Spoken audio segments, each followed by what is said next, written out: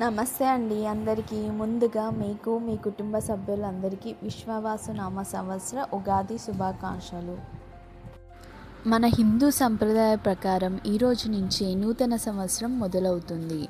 మహారాష్ట్రలో దీన్ని గుడి పడవ అని కూడా అంటారు. ఉగాది అనగానే మనకి ముందుగా గుర్తొచ్చేది షడ్రుచుల పచ్చడి. షడ్రుచులు అంటే మధురం, పులుపు, చేదు, వగరు, కారం, ఉప్పు.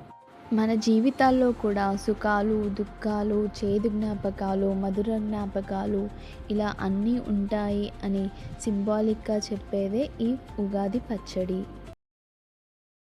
మా స్టైల్ ఉగాది పచ్చడి ఎలా తయారు చేసుకోవాలో ఇప్పుడు చూద్దాం. ఇక్కడ చూపించిన వాటన్నిటిని తీసుకొని మెత్తగా గ్రైండ్ చేసుకుందాం.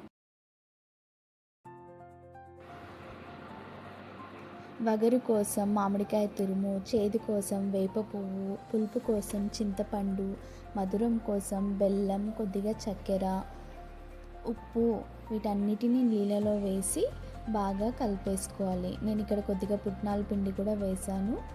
వీటన్నిటిని వేసి కలిపేసి పచ్చడి రెడీ అయిపోయింది.